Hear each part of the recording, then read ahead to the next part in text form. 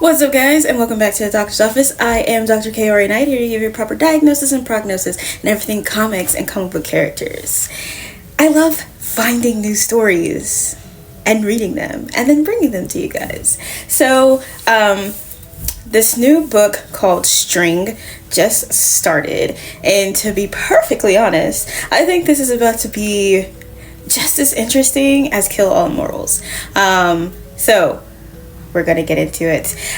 So it's about a girl whose name is English translation would be Yoon Suk Namgung. I'll put her name down there. I'm pretty sure I pronounced it right, but if I didn't, I totally apologize. Anyway, and she has an ability, and that ability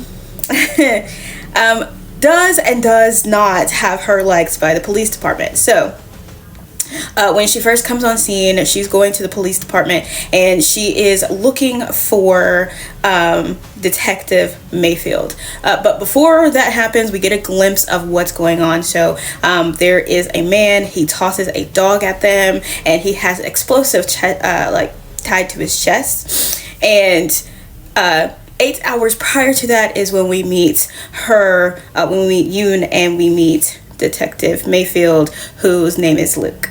Okay. So when she gets there, she's like, oh, I'm here to see like Detective Mayfield, and they're like, oh yeah, sure, you can totally go on up. And then they get on the phone, they're like, hey, Detective Mayfield, that weird chick is here. Not gonna lie, if you were like, that weird chick is here, I would actually turn around and say something to you, but that's just me. Anyway, she gets into the elevator and everybody's kind of just like minding their own business except these two people in the corner where they're like, oh, is that? And they're like, oh, don't talk, don't make contact. So she gets up to the floor and it's pretty crowded when she gets up there, but then it slowly starts to just become very empty. And she meets Detective Mayfield, or Luke, and he's just like, where did everybody go? And she's like, oh, that totally happens. Like, when I'm here, I kind of told you this was like a bad place to meet. And it is because of her ability. So her ability is that she can see a string between two people. So the blue string is people who have been sleeping together, which is oddly specific, but the brighter the blue, the newer it is. The black string is between a murder victim and their murderer. Now, why does the police department not like her? Because quite a few of them have black strings. Now, he does say that he's like, yeah, like when we kill people in the line of duty, we're just making sure that we're doing our jobs. And she said, yeah, I mean, that's true, except the black line only appears specifically when it is a murder, which means some people in the department are not doing their jobs correctly. They're murdering people. Who knew? Right. They do appreciate her skill sometimes because it's easier for them to find killers that way, and she's typically not wrong. Now, the way that she kind of proves what she's talking about is as they're walking, or as they're talking, there is a woman who's like mopping up, and there's an electrician, and there is a blue line between them that is a bright blue, and she says it can't be more than a day old. Well, the woman is Luke's girlfriend, now ex-girlfriend, and he just now found out that his girl is cheating on him. Crazy. And he's like, I think we should leave, because I don't really want to shoot the messenger, although I'm pretty sure that just pissed me off. And she's like, my bad. So they decide to go get lunch before they go to wherever crime scene that they're supposed to be going to. And interestingly enough, she wants to see how he eats pizza because it's a thing that she has, and you actually can tell a lot about somebody with like how they eat pizza. So while they are at the restaurant, they are talking about her ability. She does tell him at one point that you don't have to believe in her ability, but it's just a thing. And she talks about how many strings that she's seeing with people outside and all kinds of stuff like that. And she also starts talking about the trauma that she has, that she's still very messed up over. And it was having her parents gunned down in front of her by two mysterious people, and she goes to their grave sites every so often. I think she says like every other day or every week, and the black lines do appear, so they are the victims, but it's not ever really a solid line, so it never leads to the person. So she does run after those lines to see who those people are, but it's never solid enough for her to do it. And so he's like, can't you concentrate more to make it like stick? And she's like, yes and no, it doesn't necessarily work like that. It's just like something that kind of just comes on and off.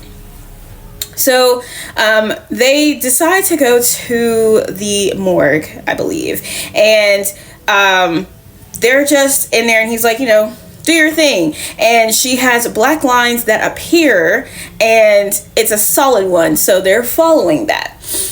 And they come across like this like rundown building, and there's a van at the back of it, and she's like, it's coming from literally right there. So this is the person who was killed, and then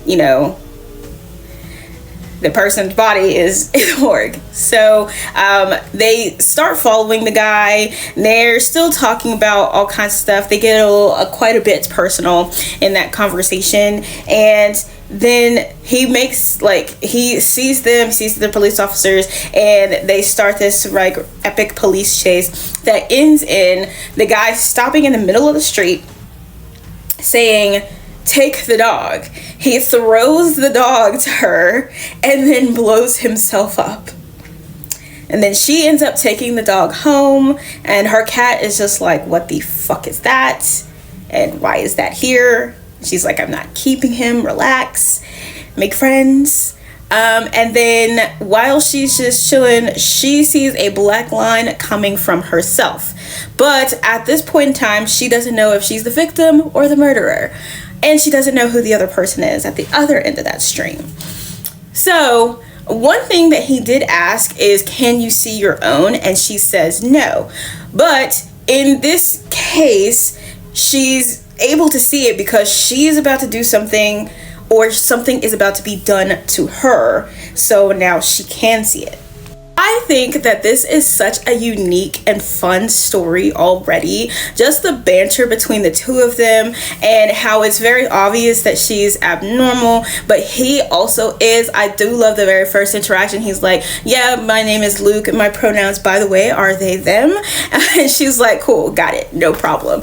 I love that exchange in the very beginning of this, because he was very comfortable with going ahead and giving that information, because it seems like she's very good-natured. And then the conversations that they were having, so like, he's trying to understand her ability. They are about to be partners, and while he doesn't necessarily believe in it, there is proof amongst the things that they've done so far that her ability does work.